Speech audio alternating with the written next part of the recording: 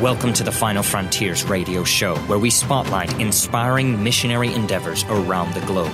Stay tuned to hear how you can personally get involved, helping the Lord's frontline soldiers effectively advance the gospel where it has never been preached before.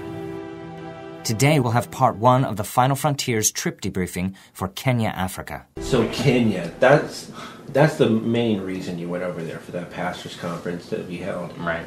We support a lot of guys in Kenya, hundreds of guys, and I think 3 different groups. Tell me about it. I got to see all 3 of those groups, yes. The main reason I was there was for the conference in Eldoret, Kenya. And I got to meet over 200 some pastors. But before I got there, I visited Jerry Daniels, his ministry. Right. And really, Jerry started for the first 3 or 4 years, I think, in Eldoret. And he started there. I got to visit the first church he ever started. I got to see the first convert that was ever his first convert. There was this elderly man who's lame, and he was out in the grass, and he was laying there beside the road. I'm not sure what the deal was. He had some canes with him. And one of the men I was with went out and said, that man right there was the first convert of Jerry Daniels. And went over and shook his hand, and he's laying in the grass, and I went over and shook his hand. But Brother Jerry moved over to an area where there was hardly anybody there when he first came. And it was on the edge of this huge, vast area of Maasai territory. Sure. The Maasai are the ones you hear about who hunted lions, for a right of manhood. And they would drink blood and things like that. Carry the spear and the big Yes. They believed all cattle in the world belonged to them. Right.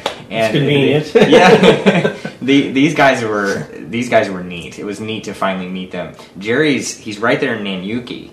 And you head out to the west is this vast area of... It's like you would see in an African film with the giant rocks and everything. The one thing that surprised me was there's so much cactus out there. These people live in an area where everything has thorns. It's like everything, not just cactus, but the trees, the bushes, everything has thorns. And still there's elephants, there's lions running wild out there, the leopards. They still build the aboma fences around them that have thorns that protect them from the leopards at night. The leopards and the jackals will still come in and try to steal goats from them, things like that. So it's classic Africa. It really is. You've seen a movie about Africa. The elephants are roaming wild. In fact, these men, these pastors that I'm out there, their complaint is not like a dog or a raccoon getting into your trash. It's an elephant crossing through their territory, rubbing up against their home, or breaking down trees on their property. In fact, one pastor was telling me, he's one of the poorest ones I met. And he's got holes in his roof, and the rain comes through and everything, and he's been sick, and he's been still trying to serve the Lord. And he's telling me that, hey, we're trying to cut down all the cactus around here because the elephants come in and try to break it open and get the nutrients out of it, and they just destroy our property. And so I saw all kinds of places. House over. Very, very possible. Whoops. Yeah. They had a rogue elephant that was pregnant, and it had its baby right on the road. Oh, no. So they've got a lot of elephants, and the zebras run wild. We almost ran into a giraffe at one point. It charged out from behind a tree right in front of our vehicle, and we had to slam on the brakes. So that's the area this is. Right. Just wild animals everywhere. Wow, that's neat. But these guys, they still live in this territory. It's like a reserve for them, and I don't know how large it is, but I keep saying vast, and I mean that's the only way I can describe it. You get up in the mountains and the hills, and you look out across there. As far as the eye can see and farther. Yeah, it's huge. You can see all the way to the north. You can see distant mountains clear in the north. And I know that some of them are trying to reach even that far, where they're traveling out there to hold meetings. I met someone with a power pack on the edge of this territory who was heading up north to a village. He said there's just like naked children living there, just so poor. And he said they were going to show the power pack that night. Oh, wow. So I got to hear some stories. One of the neat things is the man, I can never remember his real name because he's got 3 names, but then they all call him Kalasinga. And I can't remember even what that means, but everybody knows him as Kalasinga, and he's got to be in his 60s or 70s, I think, and he has this huge burden. He has preached all over Maasai land, and he's starting churches everywhere across that territory, and he has this vision to have a church in every single village. So he'll do it too. he is a fireball, and he's got all these guys still working under him he's training to go everywhere. All these men. Wow. He's neat, and like I said, he's in his 60s, 70s, something like that. and he there was a village near him that they said, we don't have the ability to care for this child, and most everybody out there has 5 to 8 children, but this particular village, the parents said, we cannot take care of this child, and the village said, we're going to kill the child, we're going to kill it. Kill the child. And so Kalasinga and his wife, very up in years, they've already had so many children, you Sure. know. He said, we'll take in this child. And so when I was there was this baby that she's holding. She's holding this tiny, tiny baby. And then they had a camel out back, and they said the only way they're able to provide for this baby right now is it's so young that they're feeding it milk from the camel. Camel milk, huh? Yeah, a lot of people with camel milk. All over that area, you go in every home and you have to have milk tea. They call it tea, but it's boiling milk. It's like a pot of boiling milk, and then they just add tea flavor to it, tea leaves. Mm-hmm. It's very, very, it's mainly milk. It's the traditional thing to drink, and so you go into a home and you always take tea. Wow. Always. So you do that many, many, many times a day. So even as poor as they are, they're all very generous, at least. You know? They really are. And always, you cannot go into a home, they would tell me, without them giving you something, offering you something, whatever it may be. Wow. And these families, it's against their culture if their neighbor is starving to not help their neighbor. So even if they have just a little bit of food, they'll take in the neighbor's children. And these are men that are actually supported by volunteers. Yes. So imagine if they didn't have that support. Right. It'd be even worse. Wow. Travel is tough too. You walk for miles. Some of them told me stories of walking for miles and miles. One guy took me to an area where he was ministering to like a camp. They've been there for so many years that they've grown their families up on it, you know. But they're from all over Kenya. One guy was from Somalia. One guy was a Muslim man from over the border in Somalia. And the man who's there ministering to them, in his off time, he's a carpenter. It's how he makes extra money to supply his family. And so he built the table and chairs in this Muslim man's home. Right. And he learned the Somalian language. And he's able to witness to him. And he's heard the gospel many times. But his wife hadn't. And the man actually invited us into his home. We went into this Muslim man's home. And the two preachers were sharing the gospel with him and sharing the gospel with his wife. Wow. And they said his heart's tender. One of these days there'll be a conversion there where he'll understand the gospel. That's beautiful. Yes. Wow. The whole Nanyuki area, there's a lot of experiences I had there. Jerry Daniels has a church there, and he's got a school there that I was able to see. And then Stephen, who's over a lot of those men. I mean, he had one man there that was cut up by machetes just because he was out ministering and trying to help children, and then going to disciple a family. He was attacked. So even the persecution happens there. But I got to see a lot of the men that Jerry Daniels has helped train, and now they're training themselves. You know, they're repopulating, they're reproducing themselves. It's neat to see. That's amazing. But with those guys, I actually hitched a ride with 3 or 4 of those pastors, and we went cross-country west over the Great Rift Valley, and we went on to Eldoret, which is like the city of champions, they say. A lot of the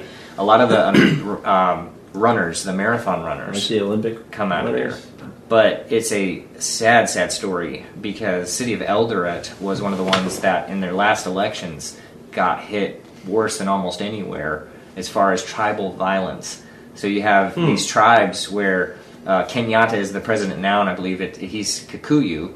But then you have the Luos, and you have the Kalenjins, and you have just all these different tribes. The Kalenjins and the Kikuyus are like become mortal enemies at that time when the elections take place. There's been tribal war there that we don't hear about a lot of this stuff, but if you were to look back when it happened, there was just miles of just burning homes and sad stories that I could go on forever about sad stories and terrible things that happened. I met people who went through things that they said, I can never go back there because, you know, we were driven out. The memories of it. I was with one pastor after the conference who took me to his home. He was so glad that somebody came and visited his home where his mother is, and she cooked for us. And he took me around his property, which is now farmland, but it was where his home was, and it was being burned down around them. And he got his wife out the window, and then he was shoving the kids out the window. And he got out, and the smoke was so bad, he ran the wrong direction and got shot with an arrow. And his wife and the kids fled down the hill. She was yelling for him. and then he hid behind a rock, and then he's out there showing me I hid behind this rock, and then I hid behind this tree, and I prayed, and then I fled to another farm and spent the night not knowing if my family was alive, and then they found each other the next day after the night. And this went on just all over for days. I heard a lot of really sad stories that would break your heart. Things that were just really nasty that happened. There's a lot of people that need the Lord there. Yes, and some of them have suffered so much, and yet they've stayed in the area where tribal violence happened, or where they were attacked, even in more recent years, by people, their wife or themselves, and they stayed there, and they're still ministering to those people, and they know their testimony. All of that, wow, that's amazing. But a lot of the men, especially from an area called Burnt Forest, where I was able to go in and get their stories and see. There's one place where the church still hasn't been built. There's just no money to rebuild it. And he showed me his land, showed me the crops that he's trying to grow to try to provide his family with something or sell. But I met a lot of these guys, and at the conference I was able to hear some of their stories. And you know what? The smallest group is that group right there, the one that has been persecuted the most, the one from Burnt Forest. You had some huge groups of men in the fellowships. They're broken down into fellowships all over Western Kenya. We're supporting something on the order of about 150 guys to Starwall. So he would have and to over break 200 came actually to the conference, and not all of them were supported, but they all were out there so grateful, for what Final Frontiers is doing. And they would come up to me and thank me. And they would be out there just listening and so thankful for what we are able to do to help them. Imagine what we could do to support all 200 of them. Right. What more could be done? They were so grateful. I mean, you saw the Bibles that they brought back. You got this Bible where you think of a signature, but you've got 1, 2, 3, and then 2 more pages in the back. Page after page. All these pastors. That's really special. Yeah. They are really thankful. They are very thankful. The conference was beautiful. It was. It's neat to see them minister to each other, preach those messages. They just ate it up, and they were so thankful for the fellowship. Some of them hadn't seen each other in many years.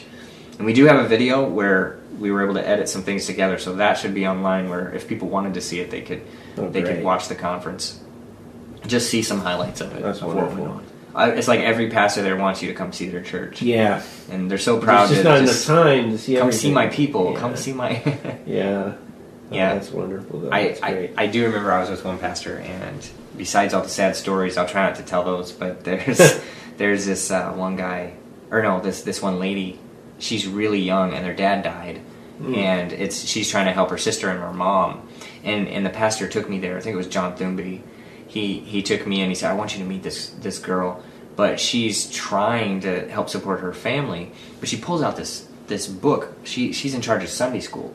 And he says, even if I'm visiting another church or something, he says, she never misses the church service. She is so faithful. She's more faithful than me. and she pulls out this book of all these Sunday school kids, and she's got everyone, the names and their birthdays and everything all listed. And there was like over 100 in that book that she keeps track of and she visits, and that's like one her church, life.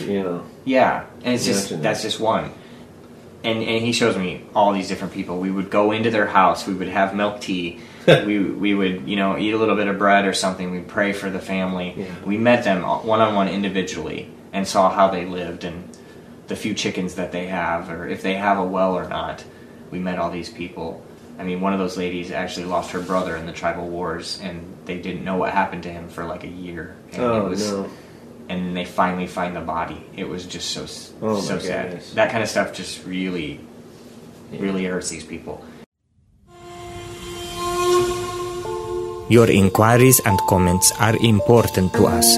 If you have questions or perhaps subject matter you would like to have addressed on this show, please visit us at finalfrontiers.world.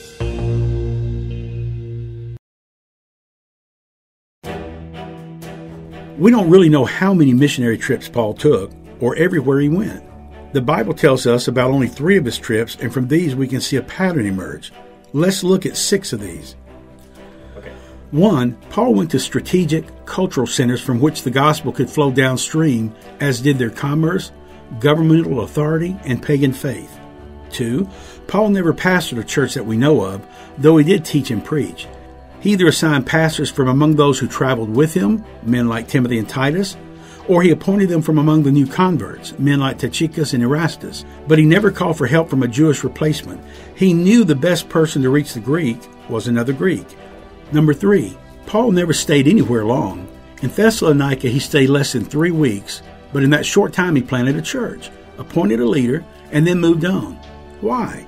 Because biblically a missionary is not a pastor in a foreign country. He is a church planter, going wherever the gospel has yet to be preached.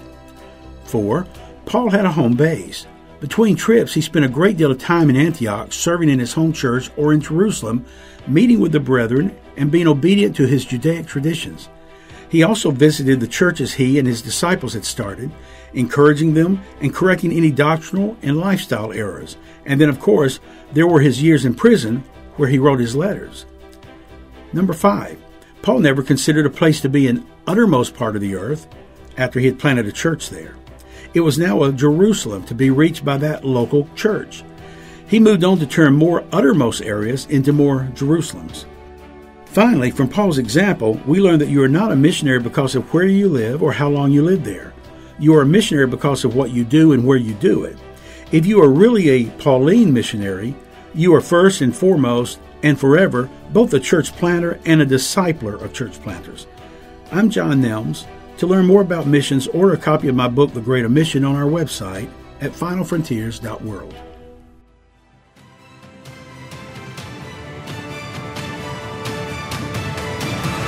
You've been listening to the Final Frontiers radio show, funded by sponsors like you. Thank you so much for joining us. Through the funding of national and native preachers, we endeavor to effectively advance the gospel where it has never been preached before. If you want more information, visit www.finalfrontiers.world. That's finalfrontiers.world.